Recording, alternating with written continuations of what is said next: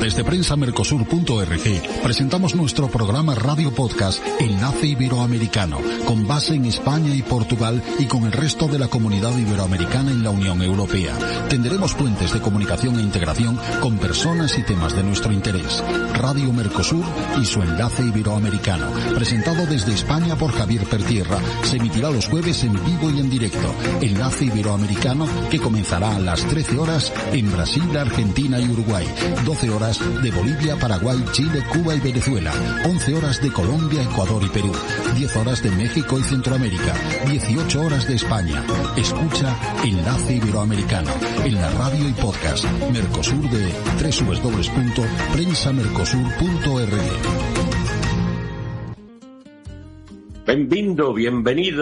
Bienvenidos, querida audiencia toda. Aquí estamos en Enlace Iberoamericano de Prensa Mercosur, el grupo Prensa Mercosur, que como saben tiene radio Prensa Mercosur también. Y les recuerdo que tendremos un especial el día anterior al 1 de mayo, que cae en jueves, porque al día siguiente va a entrar en vigor de alguna manera todos estos acuerdos que nos unen a esta Unión Europea, a esta otra orilla, con Mercosur, y ese programa especial que va a tener figuras de eurodiputados y también parlasureños, creo que va a ser inolvidable, porque desde esta Españita diversa y plural, digo Españita por el tamaño, vamos a tener la cola, vamos a ser el tren de Europa, va a seguir este ferrocarril uniéndose con la otra orilla. Estamos de enhorabuena, y hoy, curiosamente, el día de hoy, jueves 9 de abril, tiene lugar una efemérides, una conmemoración. Se cumplen 400 años del día en que falleció un gran pensador, por mí muy y mucho admirado, Sir Francis Bacon, el marqués de Vermont. Como ustedes saben, de que el frío de una nevada londinense en las alturas apagó la vida de este genial pensador, además de político, pero porque estaba haciendo experimentos de congelación en general del pollo y de los alimentos. Bueno, pues esta gripe, que yo también estoy algo, como dicen ahí, con gripa, como dicen por allá, no murió en un lecho de inactividad, sino como un mártir de su propia causa, del experimentalismo, del método empírico, de los hechos y de la conservación de los alimentos también. Esta curiosidad insaciable que tenía este pensador va a ser desgranada por dos magníficos invitados. En cualquier caso, hay que también precisar, y perdónenme mis invitados, porque yo me considero un poquito expertise de este buen hombre que llevo siguiendo desde hace mucho tiempo, Francis Bacon. Y antes de pasar la palabra a don José Antonio Méndez Sanz, un gran filósofo y no solo metafísica, sino de pensamiento actual. Gracias, José Antonio, por estar aquí. Me permito, señalar a nuestra audiencia que no es abril, exactamente 9 de abril de 1626, como ustedes saben. En cualquier caso, hablan nuestros invitados, el mundo estaba dividido cronológicamente. ¿En qué sentido? Bueno, pues que había un calendario juliano que se usaba en Inglaterra, país protestante que rechazaba las reformas papales, y según este calendario, pues Bacon murió el 9 de abril, efectivamente, el calendario juliano, pero en el calendario gregoriano, que es el que está implementado ahora y a su vez puesto en vigor por el Papa Gregorio XIII, tengo aquí estos datos. En 1582 ya funcionaba en España, Francia e Italia ese calendario gregoriano frente al juliano. Bueno, pues en este calendario iba 10 días por delante del inglés, y por tanto deberíamos de tener en consideración que esta fecha se celebra desde la óptica del juliano de Inglaterra. Si un cronista español-italiano hubiera reportado en aquel entonces el fallecimiento, la muerte de Bacon en ese momento, pues habría escrito que ocurrió el 19 de abril, parece ser, del 1626. Pero en cualquier caso, estamos celebrando ese 400 aniversario y conmemorando que un gran científico nos abandonó, porque para mí recreó el sistema operativo del pensamiento anglosajón de alguna manera. Yo soy muy proclive a exagerar, no soy nada en principio académico. Intento decirles que en este programa vamos a tratar el tema, para mí, y que nos lo han dado el visto bueno algunos académicos, como el arquitecto de alguna manera, o el planeador, o el fundamental elemento del método científico y del mundo moderno. Este es Francis Bacon, que también promovió eso que era la Academia de Ciencias Real, ¿no? Que ellos tuvieron antes esto que la lingüística. Por cerrar ya esta presentación, me atrevo a señalar al profesor, que vamos a hablar con él, José Antonio Méndez, que disculpe un poquito mi parcialidad, porque para mí este visionario fue un antes y un después en la cultura occidental, pero usted, que es más pausado y sensato que yo, este hombre que elevó la ciencia, como dice, a una eficiencia extraordinaria de datos y de métodos con estas obras que tiene, pues me atrevo a preguntar, ¿usted cree que estoy exagerando cuando digo que fue sin duda un gran facilitador del mundo moderno y de la inducción y del método científico de don Francis Bacon, o cree que me quedo corto, me quedo largo? ¿Cómo opina usted esto, don José Antonio Méndez Sainz, que es profesor y catedrático en la universidad, y que lo presentaremos un poco su biografía un poco más adelante? Don José Antonio, ¿me puede contestar un poquito a ver a estas dudas mías? Hola, buenas tardes. Desde aquí, buenos días para América. Vamos a ver, la respuesta sería una respuesta aristotélica a lo que dices tú. Sería en parte sí y en parte no. Porque, fíjate, Bacon tiene varias cosas que lo hacen, por decirlo así, contemporáneo. La primera, la has dicho tú, es el experimentalismo, el peso que da él a la experiencia, al ensayo, pero fundamentalmente la imbricación entre el pensamiento científico y la práctica tecnológica. Él no es tanto un gran pensador científico cuanto un gran pensador tecnocientífico, es decir, el saber está pensado ya desde su aplicación, desde la parte práctica. Esto es muy importante, esto es muy novedoso, de tal manera que nosotros conocemos la naturaleza para dominarla. Pero esto que tú dices del experimentalismo, esto que decimos de la técnica, esto que podemos decir de la inducción, de alguna manera no se completa, y por eso no es totalmente un pensador del método científico contemporáneo, no se completa con un uso de las matemáticas. No es un pensador matemático. Él es un pensador que aparentemente se opone a Aristóteles, que es el gran pensador cualitativo, pero en el fondo se mueve todavía en los marcos aristotélicos, donde la matemática no es lo que nos da el esqueleto de la realidad. Él alcanza el esqueleto de la realidad mediante la captura de sus causas, pero estas causas se entienden como formas, no como estructuras matemáticas. Incluso rechaza explícitamente la matemática en astronomía, por ejemplo. Entonces, de algún modo podemos decir, ¿es padre o es uno de los grandes elementos del método científico moderno? Sí, en cuanto primero rechaza la autoridad, rechaza la posición teológica tradicional, rechaza el saber recibido, autoritativo, en cuanto además nos manda a ir hacia la experiencia, hacia la prueba, hacia las hipótesis, hacia los ensayos, hacia los errores. Sí, en cuanto también tiene un pensamiento ya técnico, tecnológico, sí, pero no en cuanto la estructura profunda de su pensamiento no es matemático, ¿no? Entonces estaría aquí entre la Escila y la Caribdis. Y luego lo que has dicho también tú es muy importante, una cosa que has dicho, que él es realmente, no el padre, porque había más gente ya que lo había pensado así, pero sí uno de los grandes propulsores de lo que es el punto de vista sajón, que tiene que ver con el empirismo, que tiene que ver con la primacía del contacto con la experiencia. Es un método que después desarrollarán Locke, desarrollará Hume, desarrollará Berkeley, y que de alguna manera también transforma la filosofía y la lleva hacia lugares que también son contemporáneos, aunque no estrictamente matemáticos. Es una cuestión que nos llevará muy lejos, que supongo que luego saldrá. Javier, es así la primera postulación que hago. Fenomenal. Yo querría también señalar dos cuestiones. Una, de índole técnico, parece ser que debes de o subir un poquito la voz tuya, que sé que eres un hombre muy templado, A ver si la subo, espérate a ver en el aparato. Perdona, sí, a ver, ahora la tengo ya subida del todo. Tengo el aparato ya subido del todo. ¿Ahora se oye mejor? Sí, muy bien, lo digo porque había como pequeñas interrupciones, pero es por nuestra audiencia y por el podcast. Efectivamente, yo quisiera decir que estoy totalmente de acuerdo con José, que dirían los brasileños. Sí.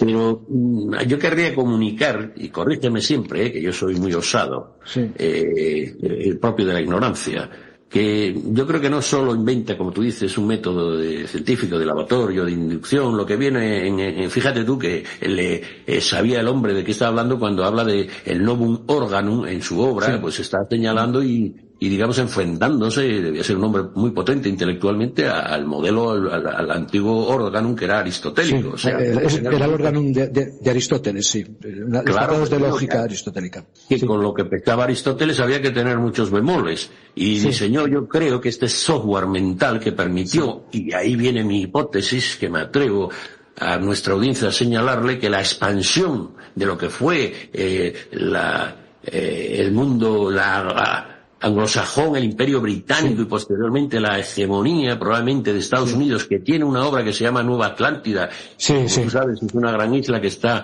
gobernada por científicos y sabios. Que hubo muchos inventores. Es solo esto, solo que este nuevo sistema operativo, digamos, de creencias de Occidente, que se basa en 3 pilares que él señaló, yo querría darle no solo este alcance filosófico de pensador, incluso de científico, sino como una ciencia que activa el Estado como una especie de inversión estratégica. ¿O estoy delirando? No, es que él era un político, sabes que fue un político venal, que estuvo ahí prisionero, tuvo que dimitir de sus cargos porque tuvo varios fraudes fiscales. Como persona no debía ser muy recomendable. Gastaba mucho en el laboratorio, porque yo creo que un hombre de su calidad, bueno, yo creo que eran sus enemigos, pero me parece... No te creas, porque él confesó, fíjate, hay entre los científicos ingleses, también Newton era así, este punto de por decirlo así, de mala leche, vamos a decirlo en español, ¿no? Newton también era así, eran gente que no eran la imagen del científico despistado y bonachón, sino que eran políticos también, ¿sabes? Y hacían la carrera política como lo hacen hoy los políticos, siempre rozando muchas veces la venalidad para abrirse paso. Y él realmente era así.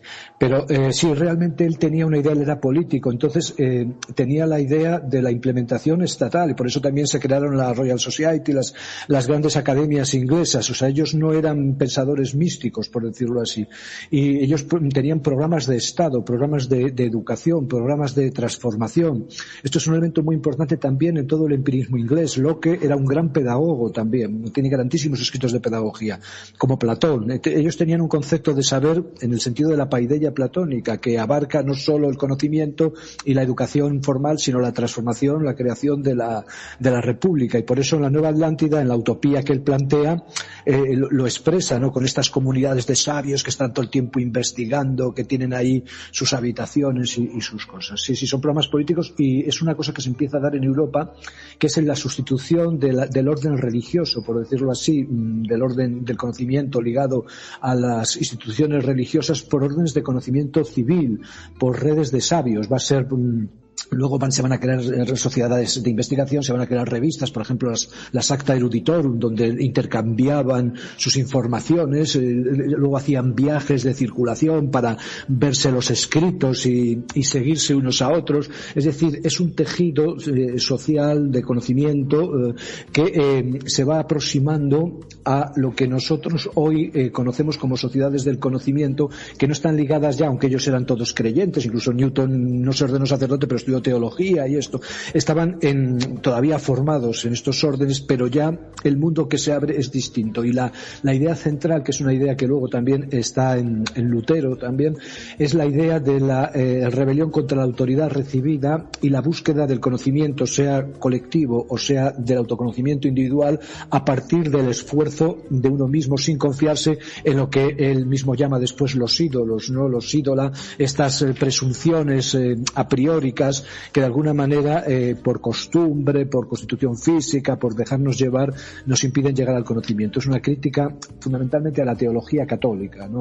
Y a las estructuras de poder autoritario católico, y una defensa de la apertura hacia mundos nuevos de investigación en los que el Estado además toma parte relevante. Sí, pero vamos a intentar una agradable tertulia, porque nuestro profesor en México, en la Universidad de México, Axel con X, Juárez Rivero, está dando clases en momentos porque tuvimos un desencuentro horario. En España ha entrado en vigor hace unos días el horario de aproximadamente 7 horas de atrás México, y ahora da 8 horas atrás, y creo que vamos a intentar dijo que hemos quedado, va a entrar dentro de un largo, vamos a aguantar el programa hasta que él llegue.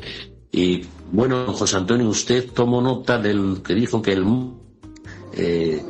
que después que se abre a través de este procedimiento de Francis Bacon y demás, es distinto, no solo en el ámbito del respeto a la autoridad, sino en el conocimiento. Y yo quería señalar que usted hablaba de los ídolos del pasado, con diversas características, tanto de tribu como etcétera, pero esos ídolos parece que nos derriba para construir una nueva catedral de futuro, ¿no? Una era casi por la memoria y la repetición de los antiguos, de lo que decían las autoridades, así que algunos eran, hasta Aristóteles tuvo graves errores sobre la atracción de la gravedad, etcétera.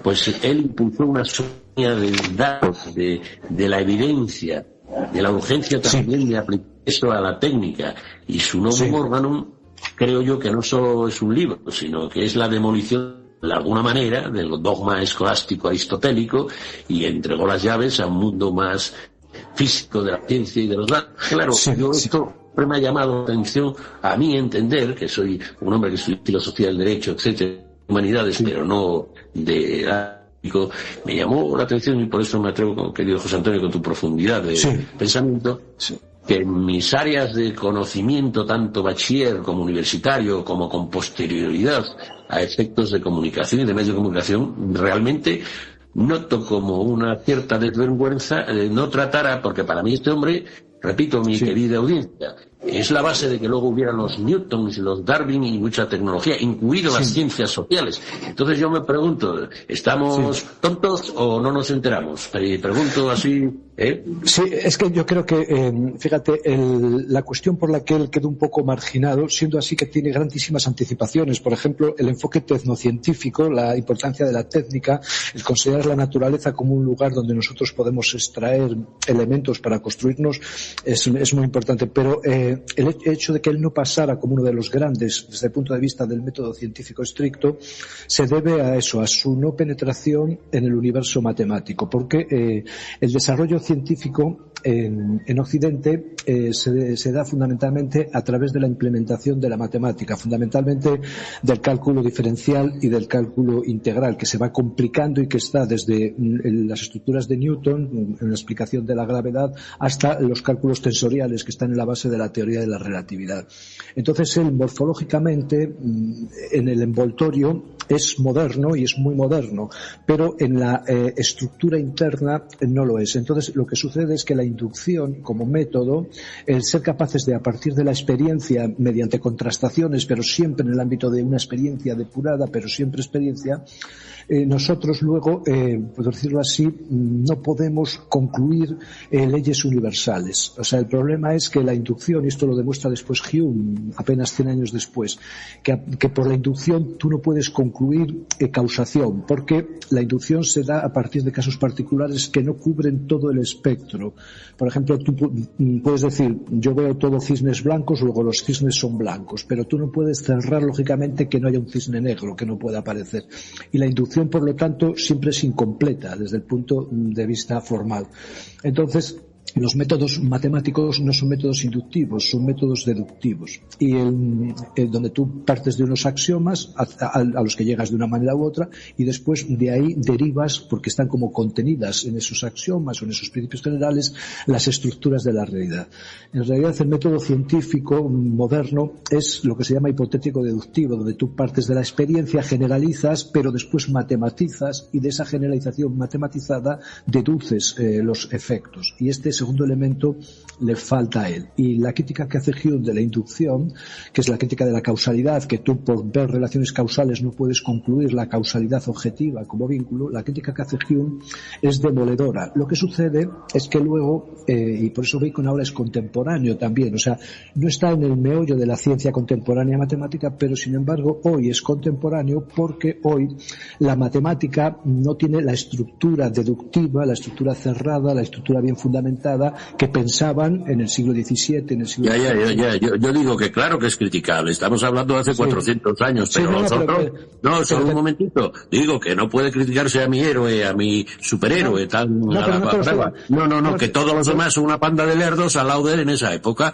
No solo por eso, dígame. No, pero lo que te digo es que, a pesar de que no está por la inducción, en el tronco del método científico que se llama moderno, sin embargo, cuando a finales del siglo XIX y principios del siglo XX las matemáticas que estaban en la base de la ciencia moderna que él no tiene entran en crisis, se vuelve otra vez a filosofías de corte más cualitativo, donde las atiéndeme, querido José Antonio, perdóname, que me encanta, que juegan mal, pero nos metieron 5-0, y dices, juegan mal, sí, pero mientras el sur de Europa se debatía en el sexo de los ángeles, en cuestiones teológicas y de honor, y otras chorradas, el mundo anglosajón adoptó un pragmatismo baconiano, y si algo funciona, produce resultados, es medible, que genera velocidad, riqueza o lo que sea, es verdadero en el sentido operativo, este enfoque permitió la revolución industrial y una aplicación masiva de la técnica que hizo que nos mearan a toda nuestra farfolla y toda nuestra retórica morales tradicionales, que frenaron a todas estas potencias en general del ámbito católico latino. Por lo tanto, que tiene defectos. ¿Y por qué no criticamos los nuestros cuando teníamos una relación del hombre con el mundo fundamentalmente basadas en los arcángeles, en los querubines, en los tronos y en las dominaciones? En general, hasta Galileo casi lo freímos. Entonces yo pregunto, ¿que tiene defectos? Digo a nuestra audiencia, claro que sí, pero joder, el mundo anglosajón, gracias a gente como él, tuvo a Darwin, a Newton, y aprendió que quien mejor procesa, que eso es la clara, que mejor procesa la información de la realidad, que eso es el empirismo en general, y no nos perdamos en detalles, pues controla mejor el futuro, el poder y el mundo. Y esto, además, perdóname, como tú sabes, y fue muy mal querido, era un grandísimo político, como sabes que entraremos a eso. Sí, pero que son dos cosas distintas, Javier, que una cosa no quita la otra, porque además lo que te decía es que precisamente en las ciencias naturales contemporáneas, al haber una crisis tan fuerte del fundamento matemático y una transformación de las matemáticas, estos modos de pensar que tiene él, morfológicos, ligados a las formas, son actualmente muy potentes. O sea que son elementos de distinto nivel y de distinta complejidad. El punto central respecto al éxito que tú dices es efectivamente el final de la primacía de la autoridad católica. O sea, el catolicismo es una doctrina que se basa en la revelación, pero se basa también en la tradición.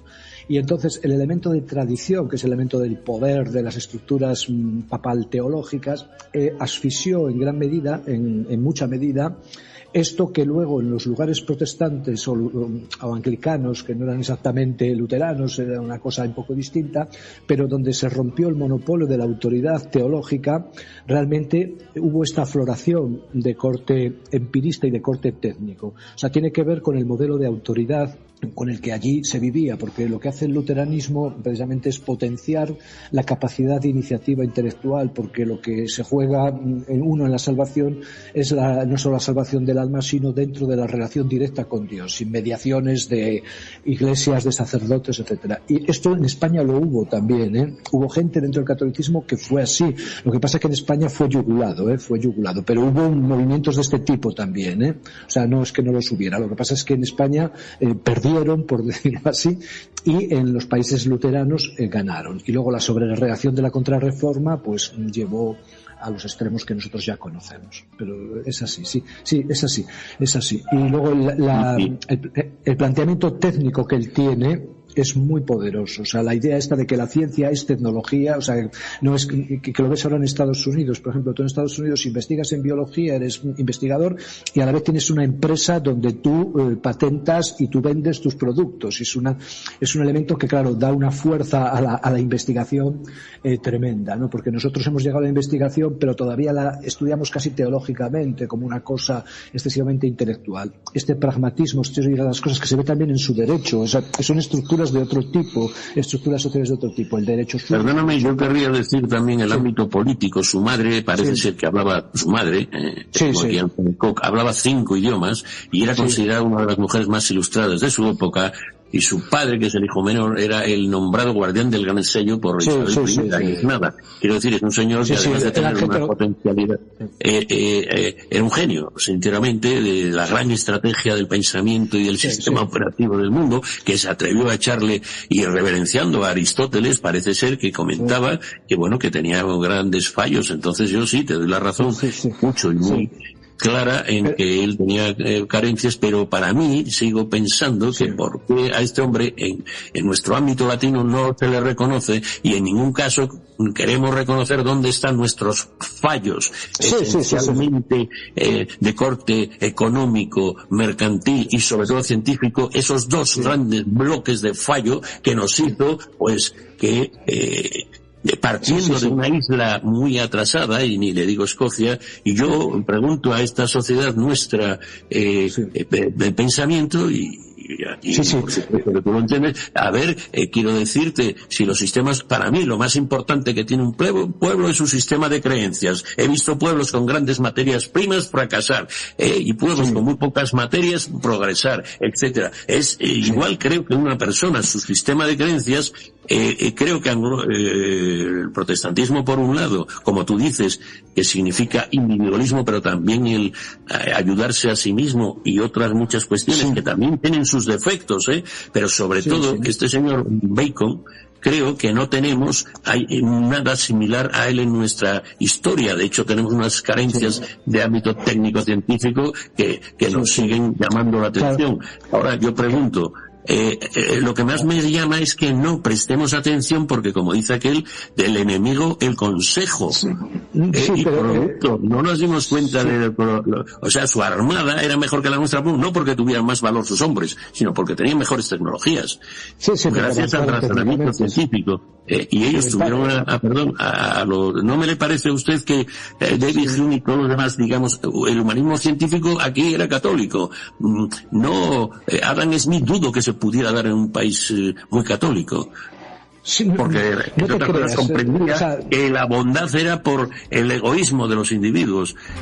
No sé, yo creo que esto es una pieza para mí angular. Por eso en su conmemoración, yo de verdad ya he leído mucho y sigo sin estar satisfecho con las tonterías. Bueno, por supuesto, el ámbito marxista ha quedado absolutamente desglasado de plusvalía, que ha aportado, claro, como todos, como Descartes, pero sigue la preeminencia de la realidad que hace de la naturaleza algo aplicable. Los demás no sé de qué van, pero que yo sepa, ninguna civilización que no contraste con este empirismo de Bacon ha triunfado. Y bueno, al contrario, están fracasando estrepitosamente. Por lo tanto, yo reivindico desde aquí, con tu permiso, querido, desde mi ignorancia también, especialista, que por qué no a los paletos y a los palurdos como yo no se nos hace ver que el uso de no solo, repito, de los ídolos, etcétera, de Francis Bacon, no el pintor, repito, que hay otro Francis Bacon, y no tenía nada. Él criticó el aristotelismo, pero lo abrazó muchísimo, ¿no? Vamos a ver, visto es que el aristotelismo es un pensamiento falsificado, por decirlo así. Aristóteles era un pensador de corte biológico, él era un biólogo y trataba de pensar la vida. Y Aristóteles es un pensador revolucionario porque es el primer pensador que piensa el movimiento como real. O sea, hasta Aristóteles el movimiento no tenía importancia dentro del mundo filosófico, por decirlo así. Y Aristóteles consigue pensar el movimiento. Fíjate, es una hazaña que solo se va a repetir después cuando Newton y Leibniz consigan, con el cálculo infinitesimal, también pensar el movimiento complejo. Aristóteles lo piensa cualitativamente, pero lo piensa, lo introduce. Y es un pensador que él era también un pensador experimental. Hay un libro impresionante de Aristóteles, que es el libro sobre la investigación sobre los animales, donde se ve que él se dedicaba a observar animales, que los clasificaba, etcétera. ¿Qué pasa? Que nosotros hemos leído a Aristóteles desde la metafísica tomista, lo hemos leído desde la religión cristiana, y lo hemos leído como si fuera un pensador estático, por decirlo así, como si la finalidad en Aristóteles de alguna manera fuera una categoría estática, como si la sustancia de Aristóteles fuera una descripción estática de lo real. Entonces, el Aristóteles que lee Bacon, porque es el que se lo enseñan, porque es el que se enseñaba, es un Aristóteles de este tipo, aunque también tiene el otro. Y en este sentido, Bacon está muy próximo al pensamiento de Aristóteles, por decirlo así.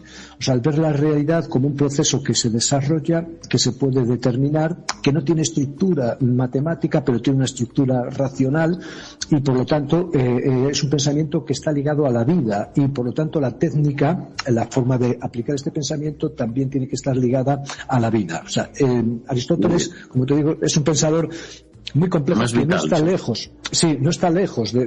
Porque Aristóteles no hay que leerlo desde la metafísica, que como vemos nosotros, sino desde su teoría de los animales, su teoría de la generación, su teoría de la reproducción. O sea, Aristóteles es un pensador que es un revolucionario porque introduce el movimiento que Parménides, o sea, la filosofía occidental se origina en Parménides, que es un pensador que lo que hace es excluir el movimiento y el cambio para poder pensar de algún modo lo real.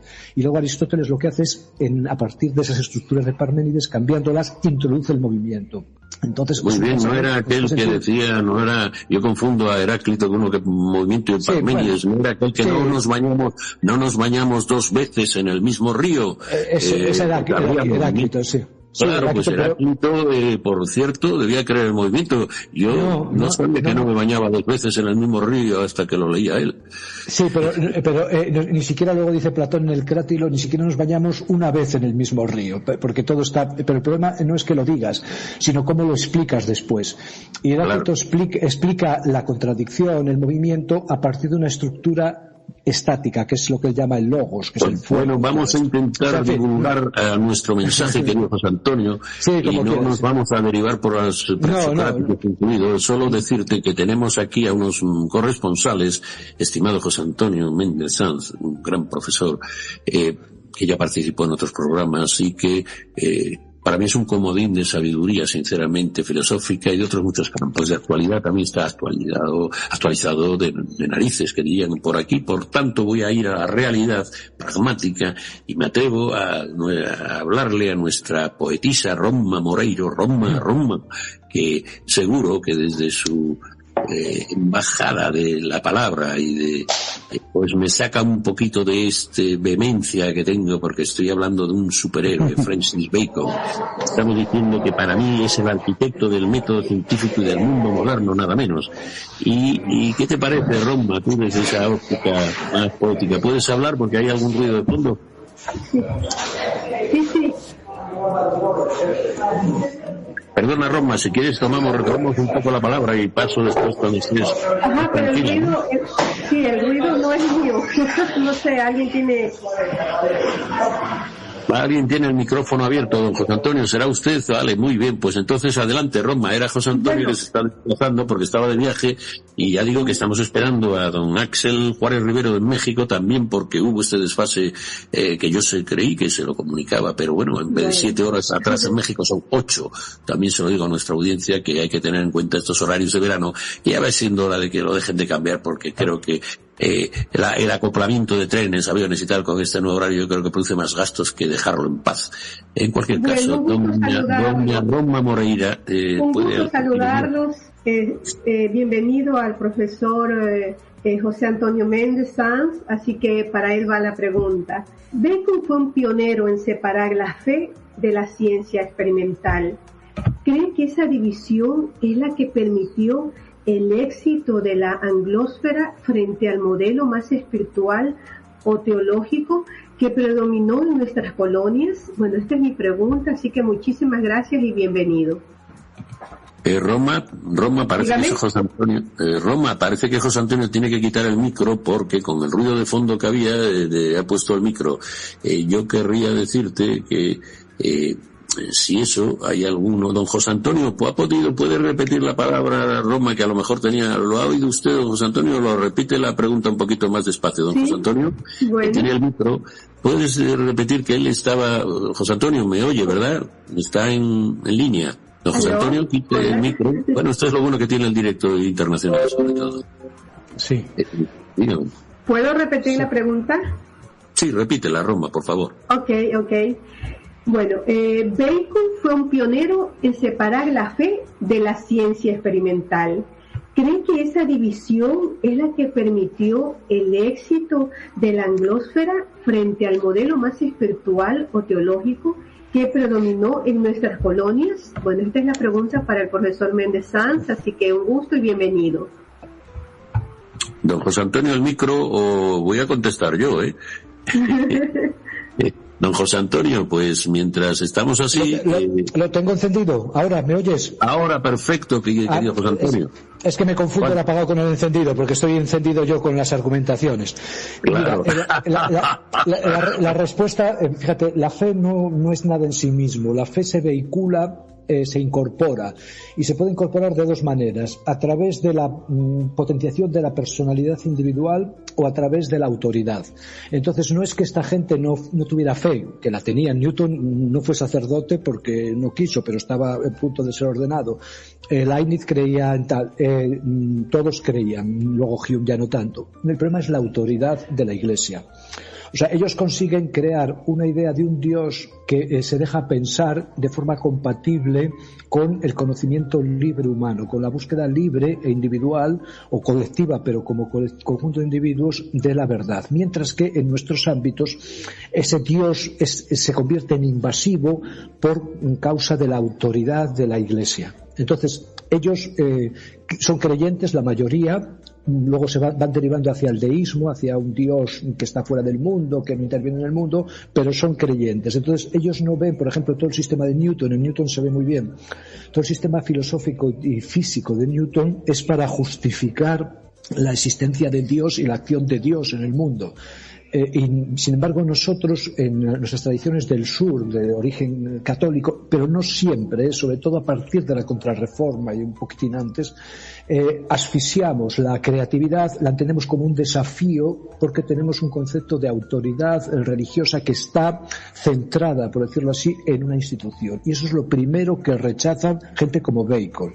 O sea, Bacon lo primero que rechaza es la autoridad, porque ellos entienden que el pensamiento humano, cuando piensa profundamente, no es incompatible con la teología, por decirlo así. Entonces no es un pensamiento sospechoso, como pasó en nuestras tradiciones, que parecía que el que se salía de la autoridad atentaba contra la autoridad, no contra la teología. Pero sí es cierto que luego en el pensamiento sajón hay una separación de la confesionalidad, y el Dios en el que se va creyendo es un Dios de carácter deísta, un Dios de carácter intelectual, el Dios que se llama de los filósofos, pero no necesariamente así en un principio. Y de hecho, además, fíjate, en los mundos sajones se discute con mucha mayor libertad en los ámbitos científicos sobre la existencia o no de Dios que en nuestros ámbitos, que por un exceso de silencio provocado por la autoridad nos hemos prohibido no solo investigar la naturaleza o el cuerpo humano, sino también investigar sobre las cuestiones teológicas también. O sea, el sistema nuestro ha asfixiado incluso aquello que quería defender, por decirlo así.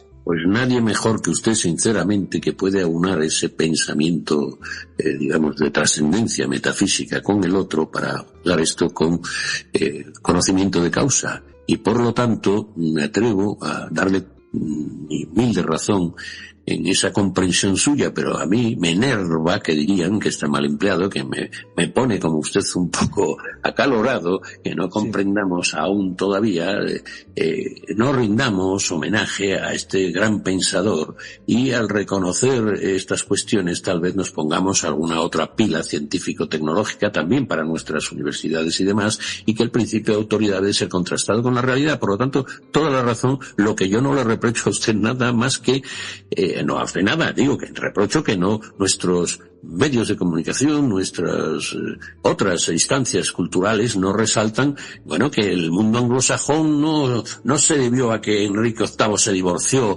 porque el Papa no le daba el divorcio y no tenían hijos. Y claro, él diría, bueno, pues si yo no tengo hijos y esta señora no puede tenerlos, habrá que conseguir alguna cuestión. Y luego se pasó de la raya, pero eso son anécdotas de chismorreo, llamamos de verdulería. Lo realmente importante es que detrás de todo aquello, pues curiosamente a este hombre incluso se le reprocha haber sido uno de los guionistas de Shakespeare, o no se dice algo de eso, querido. Hablaba por ahí de un colectivo que podría estar Francis Bacon de alguna manera, ¿no? Aunque está ya claramente... pero bueno, estamos haciendo hipótesis singulares. ¿Acaso no era la época de Shakespeare cuando estaba este buen hombre por ahí? Yo creo que él es un poco anterior, pero bueno, en todo caso, este tipo de cuestiones, fíjate, se da en España también con Fernando de Rojas, el autor de La Celestina, que también se dice que era un colectivo de profesores luteranizados.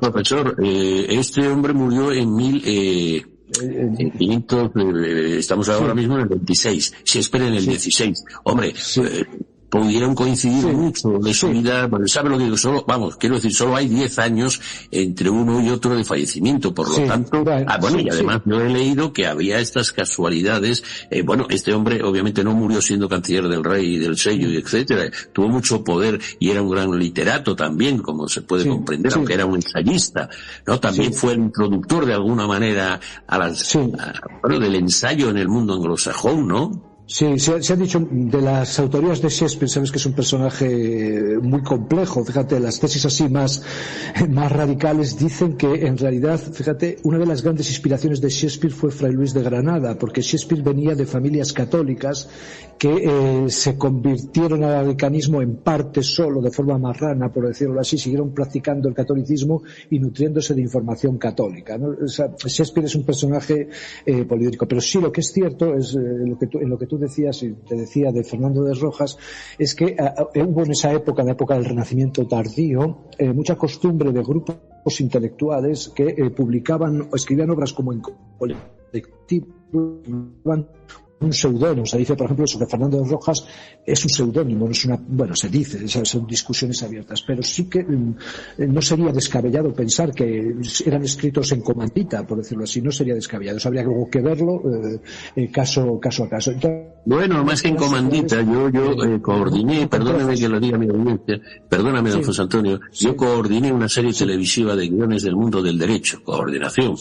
Pues no le digo que él lo escribía entre comillas en comandita el guión, no, que la estructura de una obra o de una serie televisiva tiene una Biblia y luego tiene unas parcelas que son las estructuras de los guiones. Él podría, a mi entender, ser un guionista. Fíjese que en el Mercader de Venecia Shakespeare nunca estuvo en Italia y describía situaciones que en aquel entonces, si no, probablemente hubo algo diplomáticos, etcétera, que le dijeron la escaleta, que se dice técnicamente, o sea, la estructura. Por lo tanto, no es descartable que este señor que quería presentar tuviera a Shakespeare como guionista y él le dijera, oye, trata esta historia del poder o de tal. Pregunto, puede ser, ¿no? Aunque no escribiera él el guión, sin embargo sí la escaleta o la estructura, ¿no? Sí, podría ser perfectamente. Es que el concepto de autoría como obra de un genio individual es un concepto del siglo XIX para acá. O sea, históricamente las autorías estaban como muy diluidas. O sea, tú cuando Avellaneda publicó El Quijote, se consideró con todo el derecho de absorber todo lo que quiso de Cervantes, personajes, etcétera.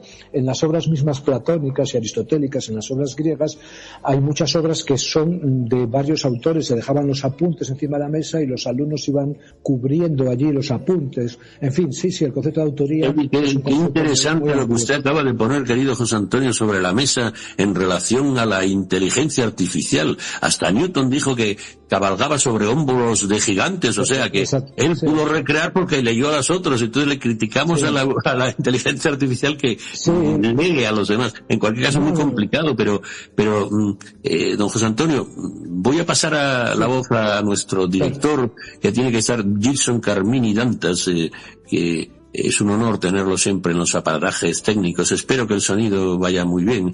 Parece que me han señalado que yo con el otro aparato tenía pequeñas interferencias. Estamos haciendo un esfuerzo y esperando al otro profesor mexicano experto en la materia, Axel Juárez Rivero, que también, como usted, y nos pondremos en contacto, es un gran conocedor de la historia del siglo XX de América Latina. Pues mientras estamos en ello, perdóneme que nos centremos tanto en usted, don José Antonio, profesor José Antonio, estimado amigo, pasamos la palabra a nuestro Gilson Carmini a ver qué se le ocurre desde estos lares lusófonos.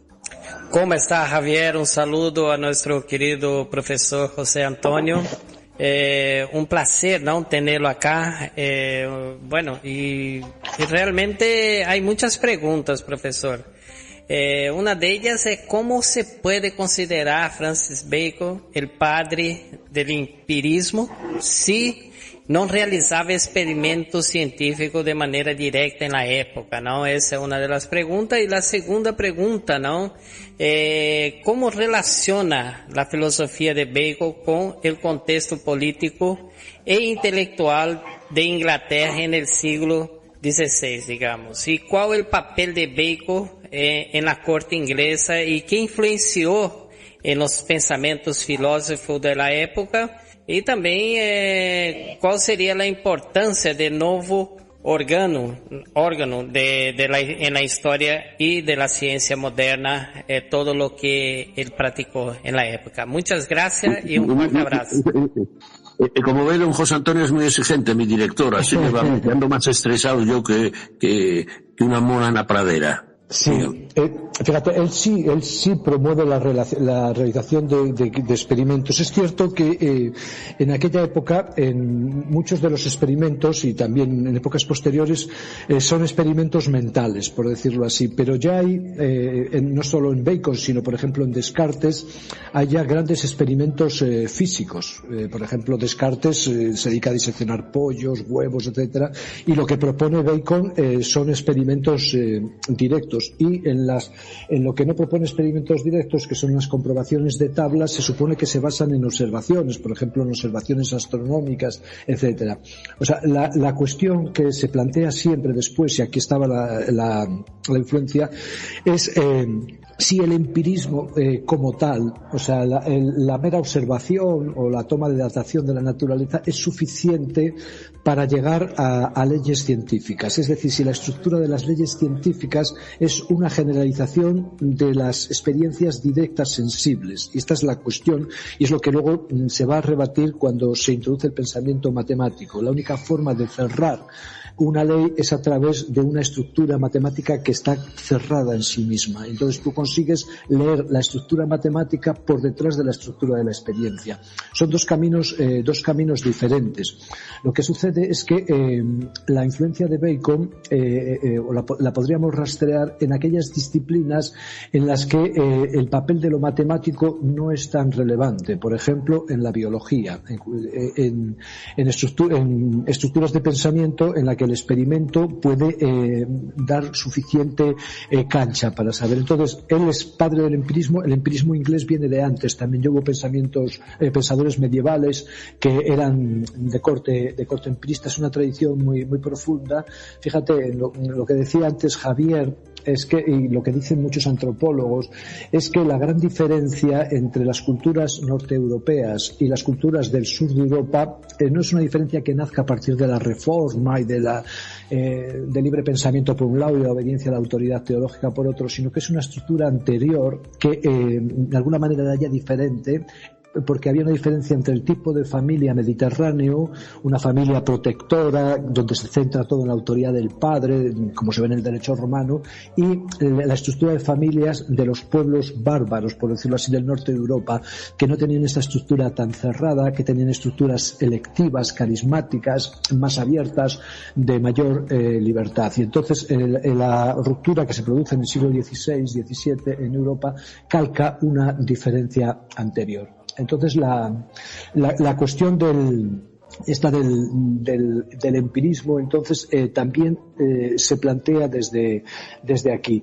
Es decir, no es que sea el mero experimentalismo el que da el conocimiento, sino que es la libertad de investigación la que abre a que se puedan incorporar también luego métodos matemáticos, métodos de cualquier tipo, para intentar encontrar las claves de la realidad. Es decir, es una libertad o una falta de autoridad que posibilita de algún modo, aunque haya autoridad muy potente en la época, que facilita de algún modo el contacto directo con la naturaleza, el contacto directo con la vida, no mediado por la autoridad, como le pasó a Galileo, esta anécdota que se narra cuando Galileo decía que el sistema de circulación estaba centralizado, que si los nervios no salían del corazón, que salían del cerebro. Qué profundo lo que está diciendo, querido José Antonio, sí, que me acaba de venir a esta humilde cabeza mía, sí, que a lo mejor tengo muchas, llamémosle, inspiraciones, ¿no? Pero fíjese usted que estará acertado, que ya hubo un Bacon anterior, Roger Bacon, que curiosamente franciscano. Correcto, pues fue encarcelado por sus queridos cofrades franciscanos bajo el cargo de novedades sospechosas en su enseñanza. O sea, el empirismo, como usted señala, ya igual viene de unas raíces culturales muy antiguas, porque estamos hablando de 1200, querido Dirce, 1278, de Roger Bacon, que era conocido como el doctor Mirabilis, porque realmente era un hombre que experimentaba, y ya vamos a entrar en detalles, pero doctor Mirabilis era en latín es milagros para nuestra audiencia, ¿comprende? Y Roger, que fue también encarcelado, doctor admirable, correcto, porque era más que un pensador, es uno de los posibles autores de aquel manuscrito, el Voynich, que sus conocimientos en alquimia, astrología y lenguas, en fin, era un hombre ya que es sabio lo que usted dice, probablemente venga de esas raíces del norte de Europa más empírico, y que probablemente no tuviera esa familia de autoridad y protectora derivado del clima. O sea que estoy de acuerdo que las raíces culturales se hunden, pero sin duda un brote extraordinario de esas raíces. Yo he leído hace no tanto un libro sobre historia de las ideas, y usted dice, incluso me corrige, porque perdóneme, usted está muchísimo más leído que yo en estos ámbitos filosóficos de pensamiento, que señalo que incluso la universidad, digamos, la antigua de Roma, de Italia, ¿cómo se llamaba esta la universidad? Que era más bien Bolonia era teológica, Francia era de razonamiento, y la que había incipiente, la primera, era más bien empírica. ¿O estoy yo bebiendo mucho últimamente? Bueno, ¿no había ya una raíz de todo esto fermentando en esto? Mira, por ejemplo, tienes un ejemplo más cercano y más potente. San Alberto Magno, que fue el maestro de Tomás de Aquino, fue acusado de brujería, de hechicería, porque hacía experimentos químicos. O sea, era un alquimista, por decirlo así. O sea, que ya había estas prácticas estaban. O sea, el problema fue el estatuto que se las dio, por decirlo así. En un mundo donde dominaba el principio de autoridad, la investigación se ve siempre como un enemigo de la autoridad, porque la investigación descubre cosas que la autoridad no tiene contemplada y que luego no puede absorber con su discurso. O sea, esto siempre se dio, y la cuestión fue para nosotros en el ámbito latino cuando se cerró esto, ¿no? Cuando se cerró esto como una vía, como un lugar filosófico, por decirlo así. Correcto, cuando se dejó de pensar. O sea, sí, para que lo comprenda nuestra audiencia, querido José Antonio, cuando se cerró es cuando ya se convierte, digamos, en una ciencia, ¿no? Quiere usted hablar de la teoría del cierre categorial, de alguna manera. No. ¿Cuándo se cerró? ¿Pero qué entiende por cuándo se cerró? No, de cuándo se cerró, por decirlo así, el horizonte de libertad de investigación. O sea, quiero decir que en los ámbitos europeos siempre hubo investigación, o hubo inicios incipientes de investigación, etcétera. El problema fue cuándo y dónde esto se obturó en nombre de la autoridad. Mira, también se ve también en política en España, en figuras importantísimas como el cardenal Cisneros, que fue como el testador de los reyes católicos y que fue el que entregó el poder a Carlos I de España. cómo el cardenal Cisneros era un humanista e intentó que la visión humanista, que era más amplia, no se cerrara, y sin embargo cómo después, en lo que vino, se cerró esa visión. O sea, ese estudio de la teología, estudiando las lenguas semitas, estudiando los manuscritos de la Biblia, eso se cerró y se enseñaba teología desde el discurso teológico, sin recurrir a las fuentes escriturísticas, porque se pensaba que esa investigación de la naturaleza teológica era peligrosa también. Es decir, ha habido una serie de movimientos de todo tipo en este sentido. Y lo que preguntaba Gilson también de la influencia de este tipo de práctica en Inglaterra, fundamental en su época.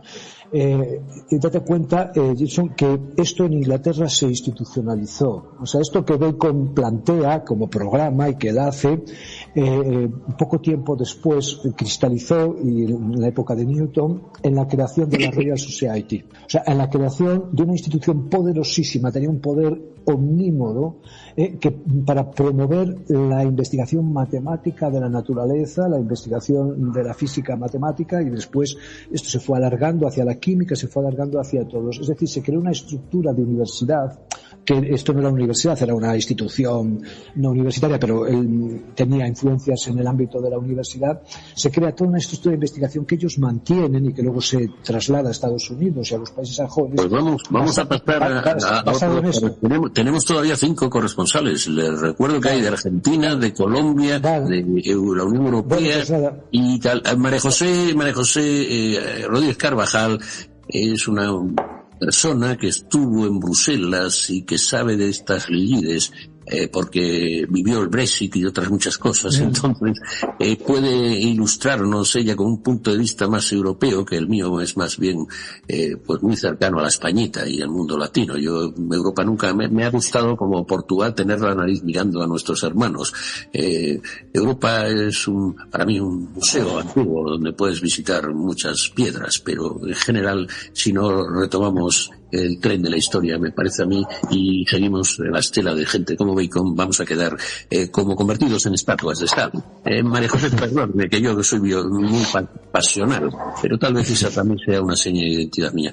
Dígame, doña María José Rodríguez Carvajal, ¿qué opina de todo esto desde la Unión Europea? Hola, ¿qué tal están todos? Yo encantada de participar en este programa una vez más y de escucharles, porque realmente estoy abrumada de tanta sabiduría, de tanto conocimiento filosófico, de tantas cosas que son realmente muy, muy interesantes para todos nosotros, pero que yo reconozco que no estoy avezada en estos temas. Entonces, simplemente espero aprender algo. Y por llevarlo a mi terreno, este asunto tan sumamente enriquecedor, me gustaría preguntarle al profesor, y es una pregunta, ya lo adelanto, un poquito creativa o imaginativa, ¿cómo cree que el señor Francis Bacon vería la Unión Europea actual que hemos construido hasta ahora, teniendo en cuenta que, por un lado, en los tratados fundacionales y actuales hay valores muy claramente definidos, como la dignidad humana o la libertad, la democracia, la igualdad, el Estado de Derecho o los derechos humanos, y por otra parte también entre las políticas europeas que más hincapié con más hincapié se tratan, y con incluso recursos económicos muy considerables, está pues la investigación, la innovación, y por lo tanto también la Unión Europea nunca pierde de vista una dimensión tecnocrática o científica, podemos decir pragmática. Es decir, con todo esto, ¿cómo cree el profesor que Bacon vería a día de hoy, si pudiera verlo, nuestra Unión Europea o nuestras sociedades actuales? Muchas gracias y enhorabuena de nuevo. Yo te diría que la vería en gran medida de forma positiva si la Unión Europea se focalizase en lo que le podríamos llamar hoy una sociedad del conocimiento, por decirlo así. O sea, más que en temas de derechos humanos y de estas cosas, yo creo que el punto de vista de Bacon sería si la Unión Europea tiene como territorio privilegiado crear una sociedad del conocimiento, una sociedad dedicada al aumento de la humanidad en sentido tecnocientífico. Él probablemente tendría que corregir una postura que tiene respecto a esto, porque él considera la naturaleza como una cantera, como un lugar de explotación, por decirlo así, y probablemente tendría que corregirlo esto en una visión más ecológica, que probablemente se podría reconstruir perfectamente desde su pensamiento. No creo que... Sí. No, que tenemos a don Roberto Ceballos en México, que puede que tenga abierto el micrófono, pero también decirle a don Roberto Ceballos, perdona que sabes estas cosas que estamos en plantilla 98 o 10 personas en directo. Nada, sigue con ello porque dentro de poco, querido Roberto Ceballos, en breve, una persona que es profesor universitario en México, en la Universidad de México Central, va a hablarnos de esto, Axel Juárez desde México, o sea, por eso estoy don Roberto, va usted a intervenir cuando este otro compatriota suya intervenga. Por lo tanto, estimado José Antonio, si puede retomar el ámbito, que me parecía muy interesante. Sí, simplemente esto, que Bacon, modulando un poco lo que sería una postura excesivamente tecnocrática que tiene él respecto al papel de la naturaleza, respecto al conocimiento en la tecnología, él probablemente propondría esto, la creación, por ejemplo, fíjate, los Erasmus, los convenios de circulación del conocimiento, la creación de una autonomía en inteligencia artificial en Europa, incluso también en armamentos, la pulsión investigativa, el tener estructuras que no estuvieran sometidas a la burocracia, que es otra forma de autoridad, como la que nosotros ahora tenemos, etcétera. O sea, que él sería, yo pienso, un gran partidario de la Unión Europea si la Unión Europea salvaguardara estos valores. Si no, sería partidario de la autonomía de Inglaterra o de la Gran Bretaña. Pero sí, muchos de los valores de Bacon están en las constituciones europeas. Esto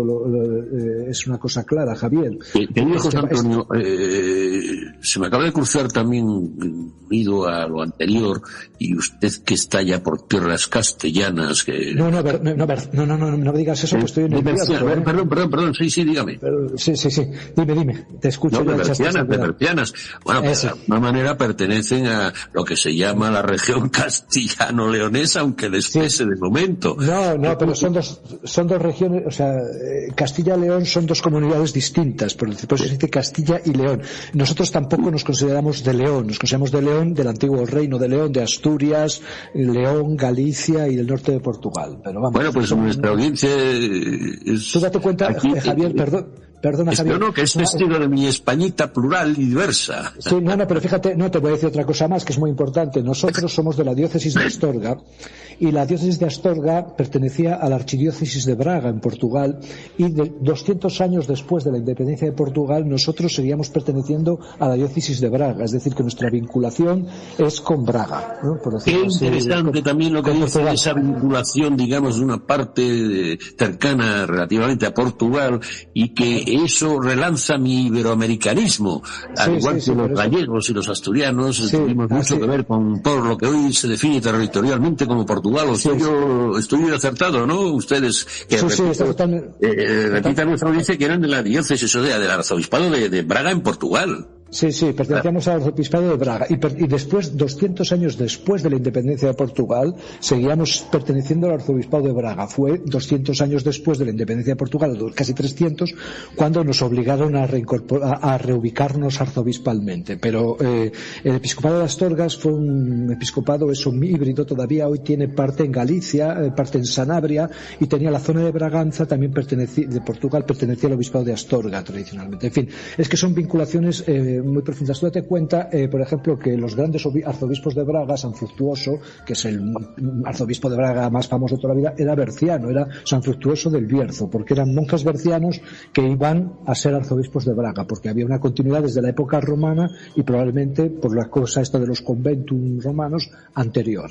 En fin, esto todo está sobre todo la gastronomía berciana, que tiene muchas similitudes con parte de la Asturias occidental. Qué maravilla que nuestra audiencia sepamos esto. Pero decirle que hay una efemérides ahora, una conmemoración este 2026 que parece que ha pasado bastante desapercibida, por lo menos para gente como yo, y que mirando, al ver que me caí en la cuenta de que este abril y en jueves era esta, llamémosla, efemérides de Francis Bacon y otras, pues resulta que la escuela de Salamanca, en el bueno, la Escuela de Salamanca está celebrando de 1526, claro, o sea, curiosamente, es un injusto olvidado por esta manía que tenemos los españolitos, de que no apreciamos sus grandes logros, somos los primeros que vituperamos a muchos grandes personajes y que asumimos algunos y reforzaran la leyenda negra como si fuera una verdad prístina, con lo complejo que fue todo esto. Bueno, pues nada, que señalar a nuestra audiencia que en 1526, estamos en el 2026, tuvo lugar, creo que estamos conmemorando, no sé en qué fecha, pero en cualquier caso en este año fue el nacimiento de la Escuela de Salmantina, de Salamanca, que creó, pues entre otras cuestiones, incluso parte del siglo de oro tenía sus raíces, ¿no? La Escuela de Salamanca es la madre del derecho internacional. Y fíjate, Francisco de Vitoria. Sí, la Francisco de Vitoria es probablemente uno de los filósofos españoles de primera magnitud que no se estudia, y es el que muestra claramente. Él tiene un tratado que fue oscurecido, que es el Tratado sobre los Indios, donde muestra la complejidad del proceso de colonización español y el hecho de que ya dentro de España había muchas voces que se oponían a la conquista como destrucción de la legítima propiedad que los indígenas, los indios, como se decía entonces, o los pueblos nativos, tenían sobre sus propias tierras. Mira, en el Tratado sobre los Indios, Vitoria lo que hace, y se lo dijo al rey Carlos a la cara, al rey Carlos I en Valladolid, se lo dijo directamente, que le costó mucho. Le dijo que ninguno de sus títulos le autorizaba para privar a los indios de sus propiedades y que por lo tanto la toma de propiedades de los indígenas por parte de la Corona de Castilla era inválida y que los indios seguían siendo propietarios de todo aquello de lo que se les había despojado, y que el único título que teníamos los españoles, los castellanos, para ir a la India era para predicar el Evangelio en la plaza pública libremente, y aquellos que quisieran acogerlo que lo acogieran y quien no quisiera que no lo acogiera. Esto se lo dijo Francisco de Vitoria al rey Carlos, al emperador, en la cara, Es como te digo, para mostrar que había mucha pluralidad en España. Y para nuestra audiencia, el emperador Carlos no era de España solo, era Carlos I de España y V de Alemania. O sea, puede usted concebir. Sí, perdone, el César Carlos le llamaban. Correcto. Sacro Imperio Romano Germánico, es que incorporaba incluso más que Roma en cierto sentido. Sí. Porque quiero decir que teníamos los virreinatos en Nápoles y en Sicilia, o lo que fuera, quiero decir, incluso en América. Carlos I, ya América, en verdad. Ya tenía establecidos los dos virreinatos, ¿verdad? O estaba sí, teníamos todo hasta casi el Canadá, hasta el Oregón. Desde el Oregón, 2/3 de lo que es ahora Estados Unidos era España, o sea, prácticamente, porque luego la Luisiana y la Florida, todo lo que es Texas, lo que es Nuevo México, lo que es California. Correcto. Todo eso era primero Castilla y luego México. O sea, eso Qué bien me siento hablando con usted, porque hay que tener en cuenta nuestra audiencia que en el siglo XVI España era la primera potencia mundial sin lugar a dudas, ¿o no? Estoy yo Castilla, fundamentalmente. O sea, sí, bueno, bien, vale, España, no existía. No, correcto, pero, bien. Castilla, Aragón, era el reino de Castilla, o sea, porque la conquista que decimos nosotros la hizo no España, sino Castilla. Bien, correcto. España fue a partir de los Borbones, cuando se hace un Estado centralizado, pero... Tienes razón por la precisión. Sí, correcto, pero es para nuestra audiencia, porque creen que ya España estaba en aquel entonces reunificada, eso sí, que el reino de Aragón y tal... Sí, pero el rey tenía que... Eran reinos distintos. Por ejemplo, Carlos I era rey de Castilla, rey de León, rey de Galicia, rey de Aragón, rey de Gibraltar, rey de Úbeda. Iba jurando por todas las cortes de todos estos sitios el título de rey. Era un estado muy complejo. Sí. Lo que intento decir que esta Españita plural y diversa que siempre, pero hemos conseguido, por ejemplo, que esa primera potencia mundial, llámele como quieras, protagonizaba la primera globalización, y puesto que a través de Filipinas negociaba activamente con China y que ese poder político iba acompañado de un predominio tremendo en el área cultural y que no solo se vivía aquí el cierto esplendor, a mi entender, del siglo de oro, de la literatura y de la lengua y de la corte imperial que se hablaba ya hasta en Viena, y recuerdo a nuestra audiencia que el negro español, se dan cuenta que todos estos Felipe II y tal vestidos de negro, gracias a un proceso industrial que era secreto, pero que sobre todo traía materiales americanos. Quiero decir que estos enormes valores culturales y globalizadores irradiaban, y me corrige si quiere, desde Salamanca, que creo que irradiaban desde la escuela de Salamanca, y en este 2026, a eso me refería, querido amigo.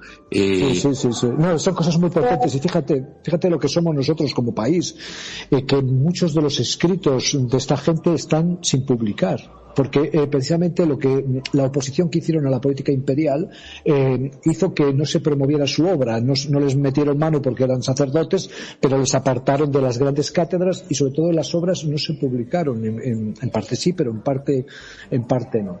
Pero es una tradición potentísima, y cuando tú lees a Vittoria, yo lo he explicado muchas veces en cursos, lo he dado, la gente se queda asustada, o sea, de la claridad de razonamiento de este hombre, y sobre todo de la valentía intelectual de lo que tenía este hombre, y cómo la opinión pública en España, en Castilla, era mucho más plural, porque a veces se dice, cuando se habla de la crítica a la conquista y a los medios, diciendo, bueno, pero es que en aquellos tiempos todo el mundo pensaba así, lo veían normal.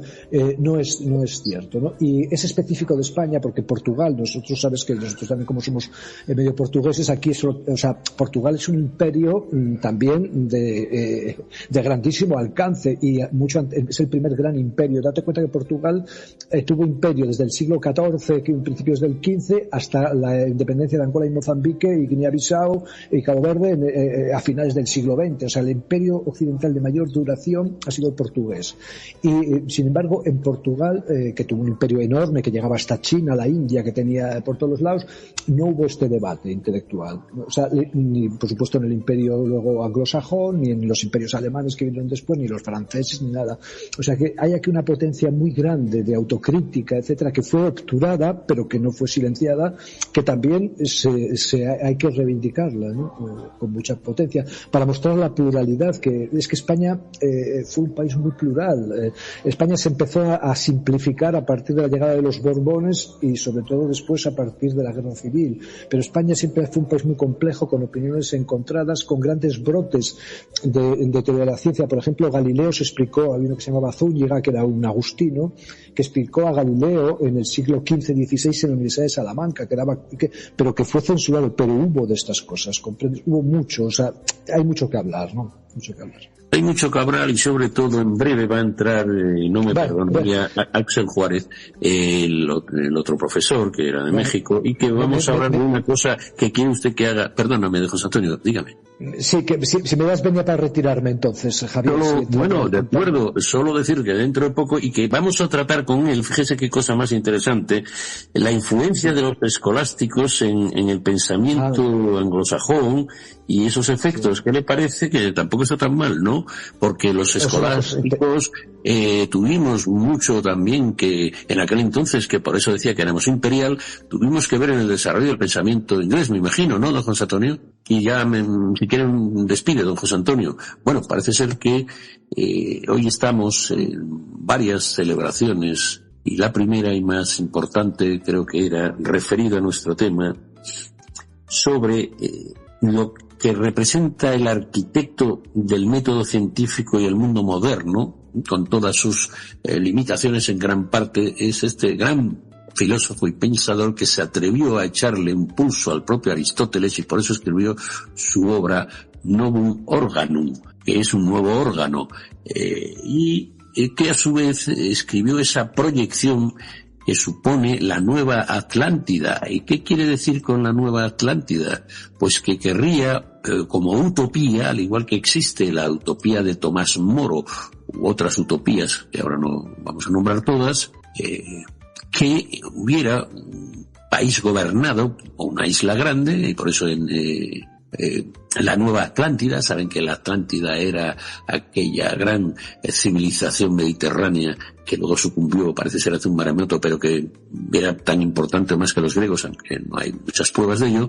Bueno, pues esta Nueva Atlántida y la utopía, entre otros, repito, que consideraba una casa de Salomón, o sea, de la sabiduría, y que habría una especie de cierta utopía democrática también con una tecnocracia científica, y que habría una gestión del conocimiento. De su frase clave de nuestro protagonista de hoy, que es Francis Bacon, es aquella de que el conocimiento es poder, pero él lo asume como conocimiento aplicado, científico, o sea, el conocimiento aplica y transforma y da de alguna manera este poder a las civilizaciones que adoptan. Por eso la información, el conocimiento, él lo dice que es poder. Por eso también debemos de tener en cuenta la importancia de esa libertad de expresión, porque el método científico está basado no solo en la libertad de expresión y de reconocimiento de que los hechos pueden no ser razonables, pero así funciona la naturaleza. Él llegó a decir, y estoy recordando sinceramente de haber leído su obra que me apasionó, que la grandeza de Dios es ocultar sus misterios y la del hombre resolverlos o sacarlos a la luz. Al explicar la naturaleza, para él estaba explicando el mensaje que nos enviaba en aquel entonces era Dios. Yo no sé si don Roberto Ceballos, teniendo en cuenta que nuestro hombre en México va a aparecer, quiere debatir conmigo algo mientras entra el otro mexicano. Dígame, don Roberto, ¿qué le parece las cuestiones que estoy planteando de esta especie de método científico en sus inicios, ¿no? De los bebés del método científico. ¿Qué opina de este hombre? Usted que tiene ahí mucho, llamémosle, pulso en ese país hispanohablante tan grande. Gracias, con el gusto de saludarlos a todos, al maestro sobre todo, hoy que estamos aprendiendo demasiado. Hubo aquí en Veracruz, con el gusto de dar a toda la audiencia, en Veracruz un gran gobernador y un gran hombre de Estado que su frase célebre decía que el conocimiento es poder. Efectivamente era don Fernando Gutiérrez Barrios, un gran veracruzano que llevó en alto esa política de don Francis Bacon. Es increíble y muy poco probable que alguien con esta sencillez y humildad que tengo, en mi neófita calidad de jurista, enfrentarme o debatir con alguien con ese talento tan grande. Nos sentimos muy orgullosos de escucharlo, aprendemos mucho, pero la filosofía no está muy cerca de nuestro razonamiento, sobre todo muy personal. Pero sí hemos aprendido bastante, hemos entendido mucho y felicitamos a todo el auditorio. Pues ahora tenemos a un compatriota suyo, don Axel Juárez Rivero. Me parecería interesantísimo que él, en esta despedida larga que vamos a hacer, nos presentara un poquito su, llamémosle, cercanía con Francis Bacon, decir de alguna manera que el profesor Axel Juárez, que tiene un apellido muy y mucho mexicano, y le digo Rivero, que está cerca de Rivera, pues es profesor de Sociología en la Facultad de Ciencias Políticas y Sociales de la Universidad Nacional Autónoma de México. Profesor, fue sociólogo, también es diplomado en Historia de México y también de la historia del siglo XX de toda Latinoamérica, y es coordinador de una grandísima editorial de Pentalfa en México. Gracias por poder acogernos así aceleradamente, porque sé que ahí son 8 horas atrás y había tenido un error yo. Axel, profesor, doctor Permítame interrumpir para presentar al que por su raza habla el espíritu, Goya. Un abrazo, maestro. Aquí tienes un tiburón con piel de puma. Un fuerte abrazo. Adelante, por favor. Veracruz es la cuna de México. Muy bien, Axel, pues me alegro mucho porque también es la cuna donde hacen su nido las olas del mar del futuro. Tenemos la ola del futuro que viene y vamos a subirnos, nuestra cultura va a subirse a la ola del futuro gracias a gente como vosé y como vosotros. Axel, muchas gracias por esto. Hay que tener entusiasmo, creo que es una de las bases para poder ser medianamente feliz en este mundo que a veces te da estas cornadas. Como decía aquel torero, perdónenme nuestra audiencia este chiste, le preguntaron, oye, pero eso de torear es gravísimo, ¿no? Puedes tener cornadas. Y dice, maestro, más cornadas da el hambre sí que da cornada. Pues vamos a intentar quitar el hambre no solo del estómago, sino de nuestra mente. Don Axel, teníamos temas pendientes y vamos a apurar a trote ya, galopero. Dígame, don Axel, un poquito, repito, y corríjame, un poco qué le parece este personaje que hemos estado hablando hasta ahora, una horita, y sobre todo usted ha dicho que iba a hablar también de un tema interesantísimo, que es la influencia de la escuela escolástica, o sea, aristotelismo, escolástica, español, etcétera, y en general frente al pensamiento londinense. Perdóneme que vaya tan deprisa, pero diga usted lo que tenga menester, porque no me atrevería a hacer preguntas cerradas, sino prefiero hacerlas abiertas para que usted, que nos quedan 10 o 15 minutos, pueda desarrollar lo que usted sabe. A ver, rápidamente, en función del tiempo que tenemos, ¿verdad?, por esas situaciones de los horarios de nuestros países, pues nada, yo me di a la tarea cuando mi querido Javier Pertierra nos hizo esta invitación, y además glosando a un personaje o temas de historia de la filosofía, siempre genera mucho interés. Entonces nada, yo me hice mis deberes y aquí preparé mis notitas al respecto. A ver, trataré en medida de lo posible, ¿verdad?, y del tiempo, y de no abusar de la paciencia de ustedes, de dar algunas noticias, algunos apuntamientos a escala general de una visión general, ¿verdad?, de la obra de Bacon. Ahora, miren, sucede en filosofía, que es una disciplina muy particular, y le acontece algo que también le pasa a las ciencias humanas o a las ciencias sociales, que estamos atravesados por un montón de escuelas, es decir, que difícilmente la opinión, el juicio, las posiciones que en filosofía tengamos se van a coordinar con las de otras corrientes en filosofía.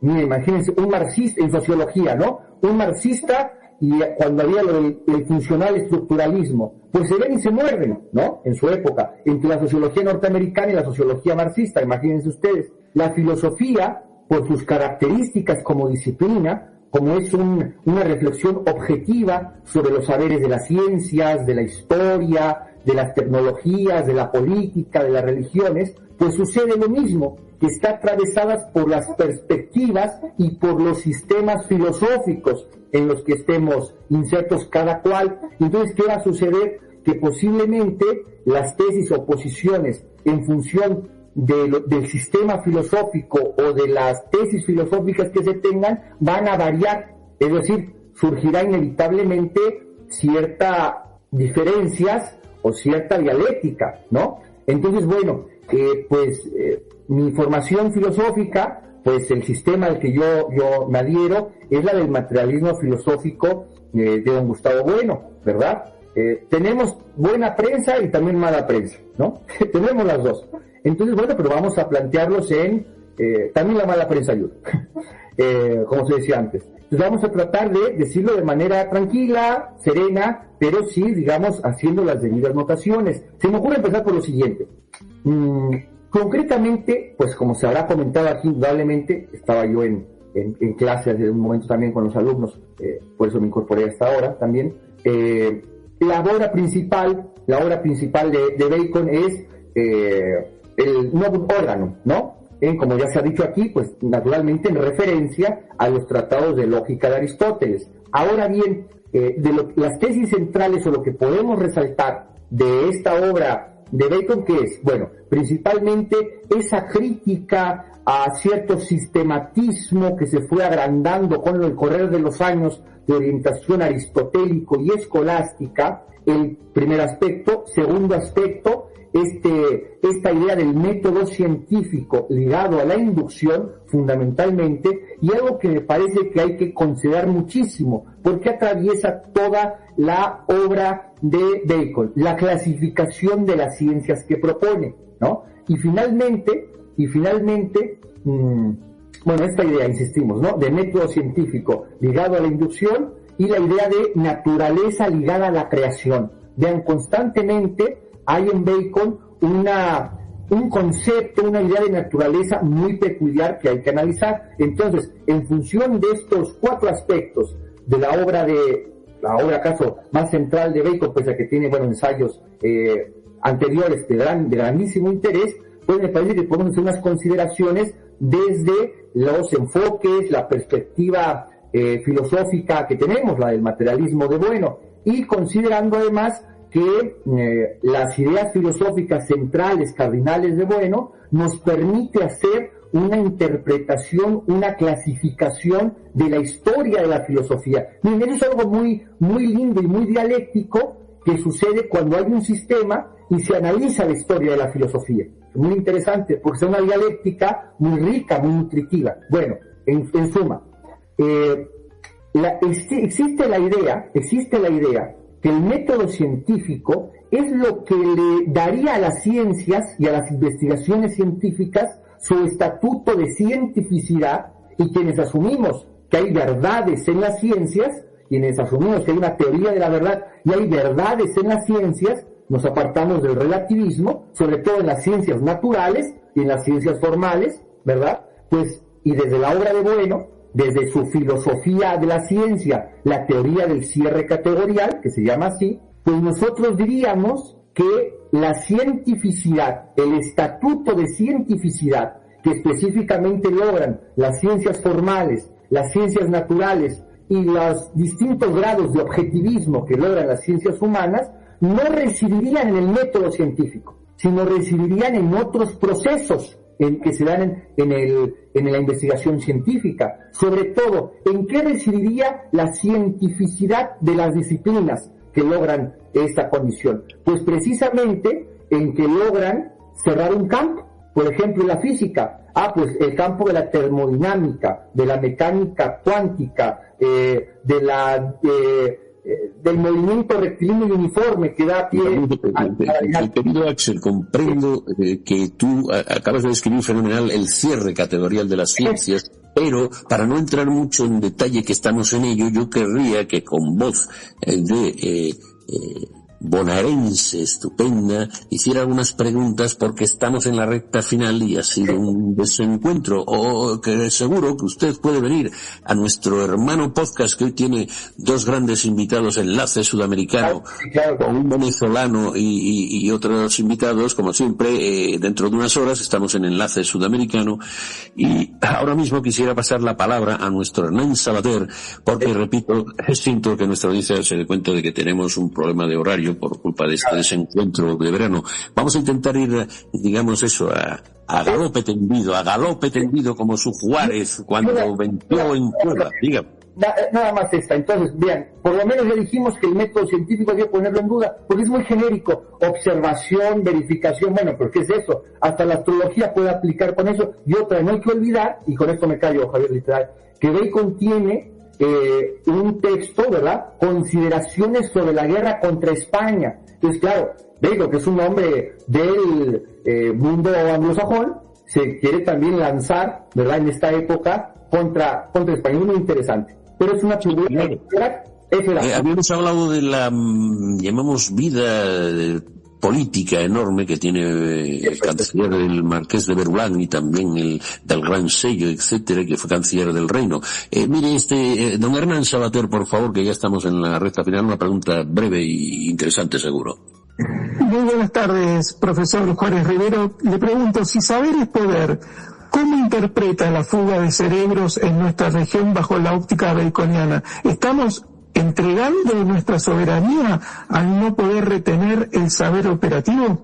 Y cargan temas graves, ¿eh? Su pregunta me fascina, y algo que admiramos, y se lo digo así, nosotros admiramos en lo particular, quiero decir, y respetamos muchísimo la línea nacional, el pensamiento nacional que se forjó en Argentina, porque es un pueblo profundamente nacional y profundamente hispanoamericano, ¿verdad? Y además está esta tendencia industrialista, que es lo que decía el gran Carlos Pellegrini, ¿no?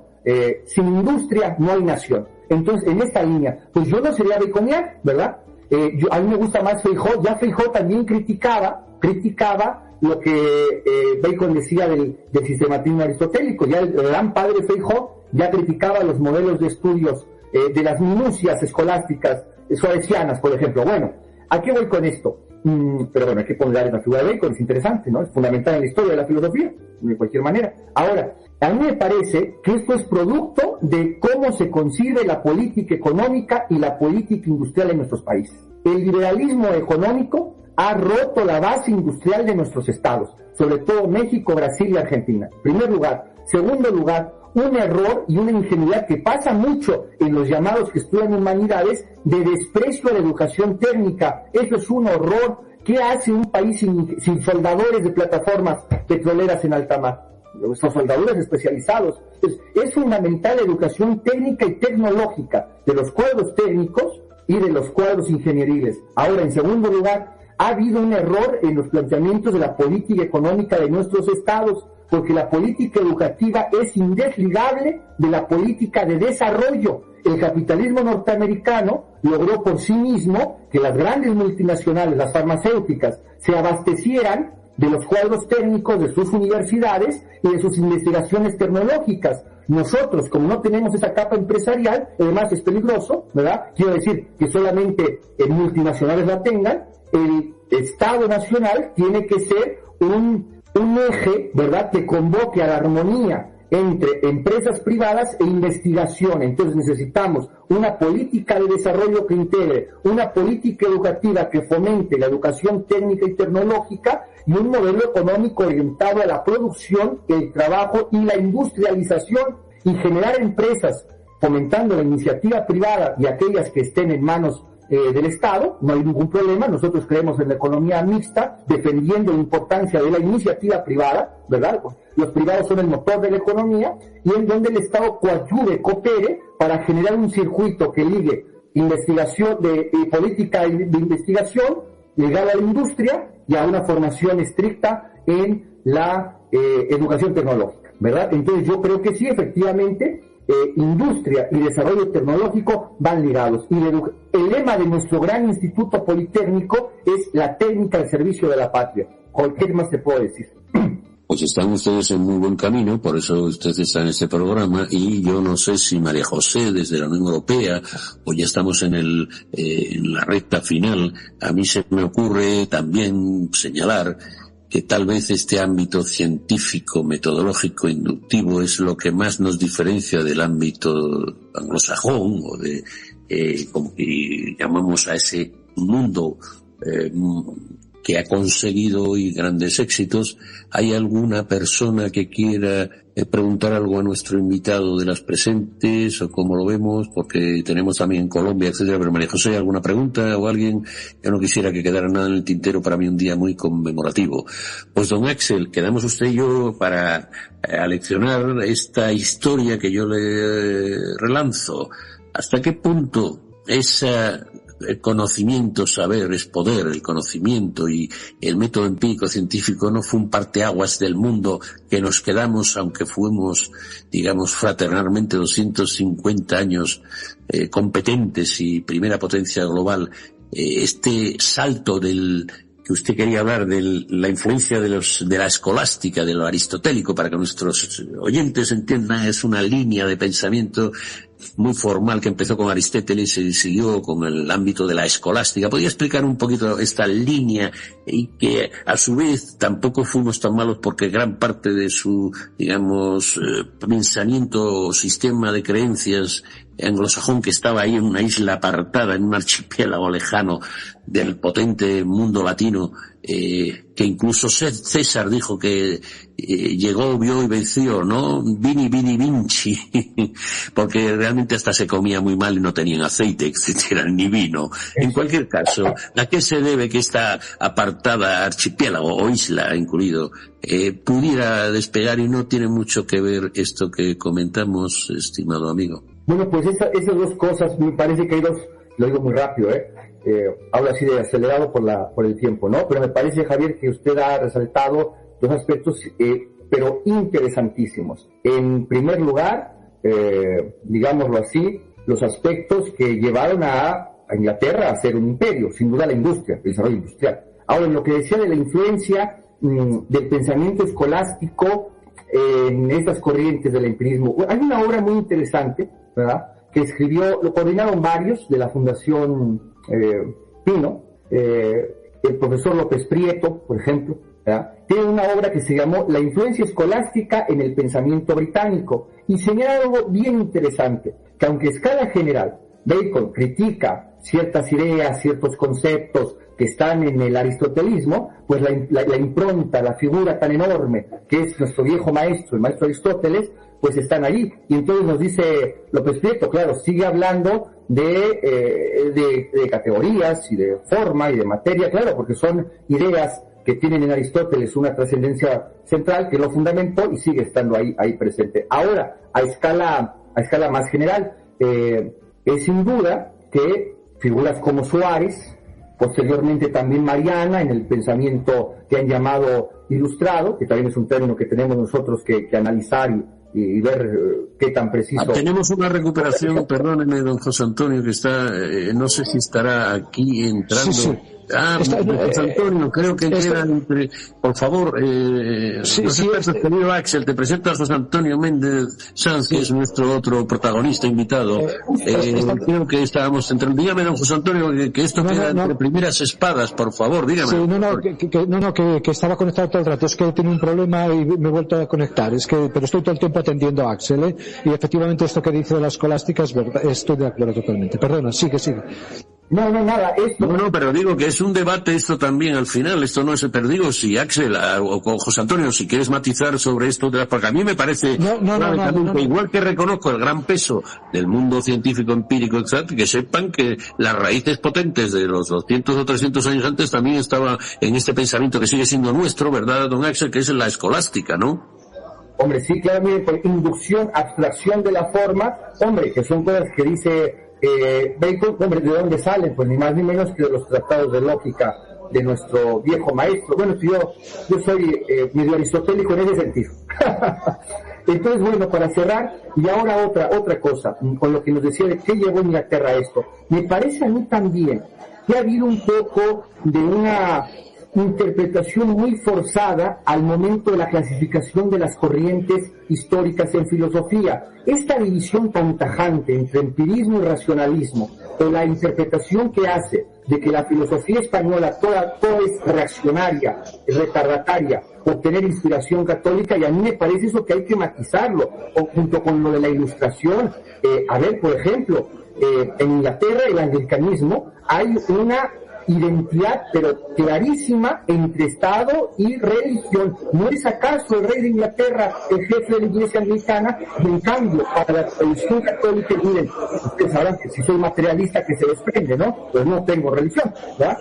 Pero si objetividad en esas situaciones. Y la doctrina católica siempre mantuvo la separación a escala doctrinal, aunque obviamente hay influencia política, que no eran lo mismo, no eran identidad Estado e Iglesia. Y muchas veces usó más el Estado a la Iglesia que al revés, Entonces, yo ahí veo que, por ejemplo, la tradición más ligada al catolicismo, siendo yo un materialista, ¿verdad? Imagínense, pues la veo más en línea con esa no identificación, que son cosas diferentes, Estado e Iglesia, que la tradición, por ejemplo, anglosajona, en donde la papisa, pues fue la final Isabel, por ejemplo, ¿no? Y yo diría eso. Sí que los ingleses tomaron algo central, el desarrollo de su industria. Yo creo que ahí, como decía el viejo Hobsbawm, imperio e industria fueron de la mano. Correcto, me parece una apreciación esencial aquella vieja lema cristiano, dad al César lo que es el César y a Dios lo que es la separación de poderes. Les recuerdo también a nuestra audiencia que ese es un grave problema que tienen las repúblicas islámicas, donde se confunde la fe, o sea, la religión con el gobierno. Creo que ese cesaropapismo lo hemos resuelto mejor casi que los ingleses, pero sin duda ellos formaron también esa base industrial que fue, como muy bien señalada nuestro invitado, don José Antonio Méndez Sanz, pues la base de la Royal Society, que fue un gran acelerador de los procesos científicos, como todas las civilizaciones, sobre todo estas dos grandísimas civilizaciones occidentales. Tienen contradicciones. ¿Qué le voy a decir de la China o la hindú, etcétera? Don José Antonio, yo quisiera que brevemente despidiéramos el programa. Como usted estuvo primero, don José Antonio, si le apetece decir alguna cuestión de despedida, o don Axel, yo creo que ya vamos cerrando y yo... Sí, nada, que ha sido un placer estar con vosotros una vez más y que sigo a vuestra disposición. Encantado de saludar a Axel ahí en México. Un abrazo para todos. Con Antonio, que acaba de venir de un viaje, y don Axel, hemos conseguido un programa que al menos ha hecho un homenaje a este gran pensador que con todos sus, obviamente, de hace 400 años ha incorporado a todos, porque él decía que los inventores tenían algo superior a los generales, que es que los generales tenían que haber muertos víctimas para su brillo. Sin embargo, los descubridores y los inventores expandían sus descubrimientos por igual en la humanidad sin generar mayores daños, aunque bueno, eso también habría que hablar de energías nucleares y la aplicación de estas herramientas pero eso ya es otro problema, ¿no? Ético. Obviamente las herramientas en general suelen ser neutrales, y ahora que tenemos, querido Axel, algo, a mí, bueno, ¿cómo llamarlo? Un desafío enorme con esa resurgir que estamos viendo de las tecnologías de inteligencia artificial, del conocimiento, incluida, ya supimos torear malamente la atómica, que bueno, esto es un poco un resultado, y le pregunto a usted, don Axel, un poco el resultado de este método científico que, al igual que aquella melodía del aprendiz de brujo, pues este aprendiz de brujo, que es este chimpancé erguido, soberbio, orgulloso, pero que a veces ha sido iluminado y puede considerarse con una gran conciencia, este mono erguido que a veces es un ángel caído. ¿Qué le parece el reto que tenemos desde el ámbito de la ciencia y de la tecnología por delante, nuestra cultura, querido don Axel, usted que es un pensador profundo? Axel, bueno, no, que va, yo soy un soldado de la causa nacional e hispanoamericana, nada más. Bueno, nada, voy a hacer un comercial, Javier, porque usted me lo autorizó. Le recomendamos muchísimo, nosotros tenemos Pentalfa en México. Entonces, si hay una obra que nos puede orientar, obviamente aquí, pues nada, hay una dialéctica que es irremediable entre corrientes y corrientes. Pero miren, nosotros acabamos de publicar en México, que es la ciencia de, bueno, lo recomendamos mucho, vean, es un opúsculo tiene 110 páginas. Si les interesa, échenos un mensajito ahí, ¿no? Con el Twitter estoy como Lechuza Nacional, @Lechuza Nacional, ¿no? Bueno. Lechuza Nacional, ¿qué es la ciencia, no? Ajá, si quieren, mi Twitter es X, ¿no? Les puso ahora Pero digo, el título es ¿qué es la ciencia? Sí. ¿Qué es la ciencia? Vean, nos ayuda mucho para tal condiciones, no, por supuesto, aquí todo lo que sea de una manera absolutamente desinteresada servir a la cultura nos tendrán a su disposición. Eso es, no por imponer una visión, evidentemente, sino para hacer el ejercicio sano y racional de la dialéctica, ver qué visión tiene ciertas filosofías de la ciencia y cuáles concepciones tienen otras filosofías de las ciencias. Y se hace una dialéctica necesaria y racional, ¿no? Bueno, dicho esto, pues de lo que me decía mi estimado Javier, pues yo creo que es indudable que la cuestión, necesitamos en nuestros países una política de desarrollo científico y tecnológico. Ahora, ingenuamente se piensa, desde el punto de vista de la administración pública, que basta crear un ministerio o una secretaría que se llame Secretaría de Ciencia y Tecnología. Eso puede ser un armatoste burocrático y no va al fondo de la cuestión de la capa económica, ¿no? Entonces necesitamos políticas de desarrollo industrial, en donde las empresas en rubros de farmacéutica, automotrices, informáticos, etcétera, haya un circuito de los cuadros técnicos formados en nuestras instituciones de educación politécnica con los debidos fomentos, estímulos del Estado a la iniciativa privada y la acción estatal misma que corresponda para promover el desarrollo. Yo creo que eso es fundamental, es fundamental. Brasil juega un papel fundamental. Realmente la política económica del presidente Lula es encomiable.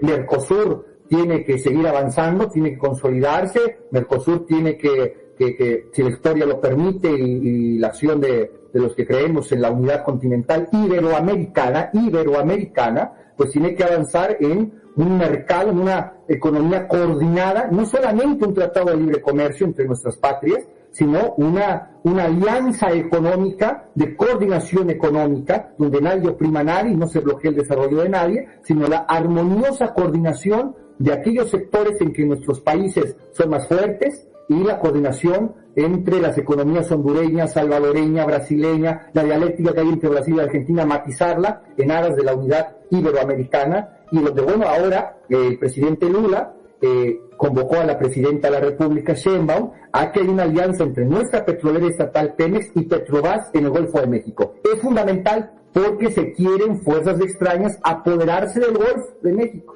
y de la plataforma petrolera. Y la alianza Petrobras-Pemex es para nosotros un interés de defensa nacional, definitivamente. Que no solo... Como ven nuestra querida audiencia, y de ahora repito, don Axel Juárez también se moja como nuestro canciller Francis Bacon, no solo en el ámbito del pensamiento, filosofía y ciencia, sino también en el político. Pues despida usted a esta comunidad iberoamericana, don doctor Juárez, querido profesor Axel Juárez Rivero, desde esa megalópolis maravillosa que es Ciudad de México, ¿verdad? Díganos, las últimas palabras de entusiasmo para nuestro enlace iberoamericano. Mil gracias. Mercosur tiene que avanzar y consolidarse como una alianza de coordinación económica entre las economías de Iberoamérica. Para el tema de la ciencia y la filosofía, pongamos en duda, esto incluso como una filosofía propia, pongamos en duda las clasificaciones usuales baladí o de pensar que racionalismo y empirismo son alemanes e ingleses y nosotros no pintamos nada, no. La tradición hispánica es muy rica, y generó grandes desarrollos, ¿no? Hay que recordar que el vanadio se descubrió hasta por un científico hispánico, y no querían que no era un elemento como tal. Bueno, entonces nada, la vieja consigna de siempre. En bueno tenemos un referente muy importante para una filosofía iberoamericana, y nada, viva España, viva México, y viva Hispanoamérica unida. Muchas gracias. Y viva Iberoamérica, carajo, viva Iberoamérica también, que es el enlace con la comunidad lusoparlantes que son muy cercanos. Aquí los tengo al ladito, ¿verdad? Hasta el arzobispado de Braga pertenecía, digamos, el ámbito de parroquia de nuestro anterior invitado. Pues nada, señores, al despedir este programa para mí especial de enlace iberoamericano, me queda claro que habitamos una isla que tiene que acercarse a Ben Salem. ¿Sabe quién era la isla de Ben Salem?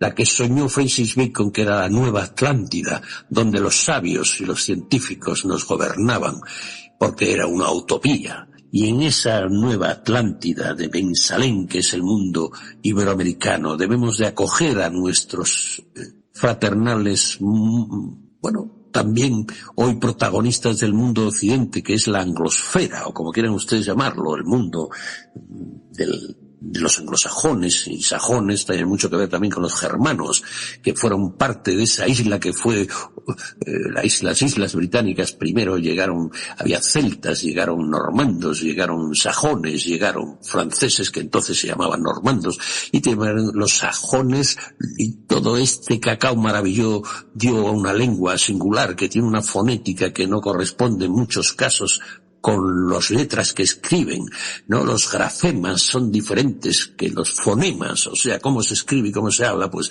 Google tiene 2 O's y yo no veo que diga ninguna OE, O's, Google, pues será en español Google. Bueno, pues nada, no hay problema, debemos de tender puentes a estos señores que beben más cerveza que vino. No dejan de ser unos bárbaros advenedizos que usan herramientas muy sofisticadas, pero en cualquier caso también portamos valores eternos. Los nuestros, quiero decirles que la ciencia no es solo un lujo del espíritu ni el conocimiento, es la columna vertebral, el sistema operativo de nuestra supervivencia. Para mí, bacon, me gusta menos ya por el colesterol comer bacon por las mañanas, pero Bacon fue el primer moderno que entendió que para mandar sobre la naturaleza, para poder sobrevivir sobre la naturaleza, primero debemos de aprender a obedecer las leyes de la naturaleza, que según él eran la expresión de su Dios. Bueno, pues ahora vamos a escuchar a la naturaleza desde una teoría del conocimiento que tenemos aquí a nuestro Axel Juárez Rivera. Digamos, pasa como la música, ¿no? Apropiada como nosotros cuando incorporamos la salsa, el merengue y el reggaetón y vendemos más que los anglosajones. Vamos a tener y bailar con nuestro futuro una danza de esperanza. Pues al igual, y repito, que la ciencia, el conocimiento es la verdadera soberanía, del dicho que es poder.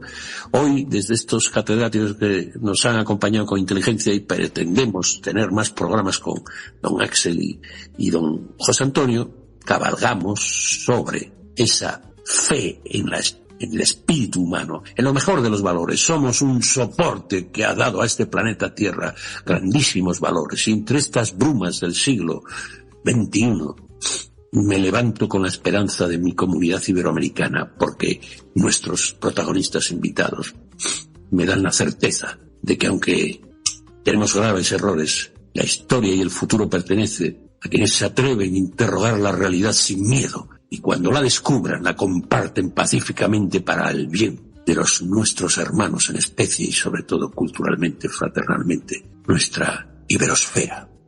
Pues muchas gracias, perdónenme esta perorata, muy agradecida a nuestros invitados y hasta siempre, hasta luego mi gente, hasta luego mi gente. Desde prensamercosur.org presentamos nuestro programa Radio Podcast Enlace Iberoamericano, con base en España y Portugal y con el resto de la comunidad iberoamericana en la Unión Europea. Tenderemos puentes de comunicación e integración con personas y temas de nuestro interés.